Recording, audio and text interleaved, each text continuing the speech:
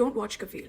Kafeel is not the watch for you. अगर आपका purpose होता है ड्रामा देखने का to distract yourself from your daily life, अगर आपकी लाइफ में ऑलरेडी बहुत कोई प्रॉब्लम्स हैं और आप इसलिए ड्रामा देखते हैं ताकि आप थोड़ा सा कुछ अलग से देखें, कुछ हटके, कोई थोड़ा सा रिलैक्सेशन के लिए, तो फिर ये ड्रामा आपके लिए नहीं है. क्योंकि बहुत सैड ड्रामा है, बहुत ज़्यादा.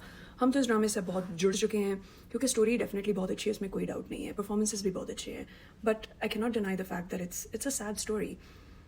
कफील जो है इस हफ्ते बहुत रुलाया है, बहुत ज़्यादा. It was so sad.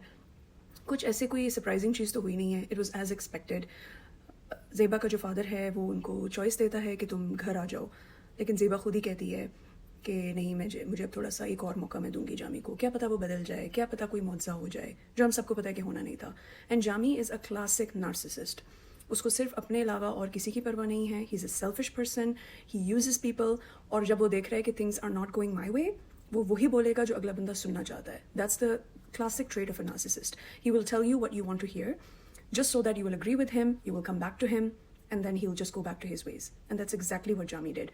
Zeba को मनाने के लिए थोड़ी सी अच्छी स्वीट बातें कर ली. ज़ेबा भी उसमें आ गई कि चलो क्या पता शायद बदल जाए, और वो अपने घर चली जाती है वापस. But still hats off to the father. I am so glad कि उन्होंने इस तरह का फादर दिखाया है जो कि इतना सपोर्टिव है. और उस टाइम के हिसाब से I think this drama is based in the 90s I suppose, और उस टाइम के हिसाब से इतना एक प्रोग्रेसिव फादर दिखाया गया है. I hope that every girl deserves this kind of father, and she gets this kind of father in her life, especially after you're married. He's so supportive and he says कि I don't care, लोग क्या कहते हैं मुझे कोई परवाह नहीं है, तुम्हारी खुशी सबसे ज़्यादा इंपॉर्टेंट है और तुम घर आ जाओ. I don't give about Jami, I don't give anything about the family या जो भी है. पर खैर ज़ेबा घर चली जाती है और फिर when she sees कि जामी तो बिल्कुल चेंज नहीं हो रहा है, तो वैसा का वैसा ही है. In fact may be even getting worse. अब तो मेड को भी उन्होंने फारिग कर दिया कि सारे काम तुम करो. तो ज़ेबा डिसाइड करती है कि नहीं, अब दिस इज़ टू मच, मैं तो अब घर जा रही हूँ. I am not going to stay with this guy. और जो कि बहुत अच्छी चीज़ थी, हम खुश हो रहे थे कि वाओ चलो ठीक है, शुक्र है. And as expected she gets pregnant. वो भी हमें पता चलता है बिकॉज जो हमारी मेड हैं उर्फ डॉक्टर, जो पार्ट टाइम डॉक्टर भी हैं शायद, वो अनाउंस कर देती है कि मुबारक हो, बेटी का पैर भारी हो गया है, just because Zeba was feeling nauseous. लेकिन हाँ ऑब्वियसली यही हुआ है.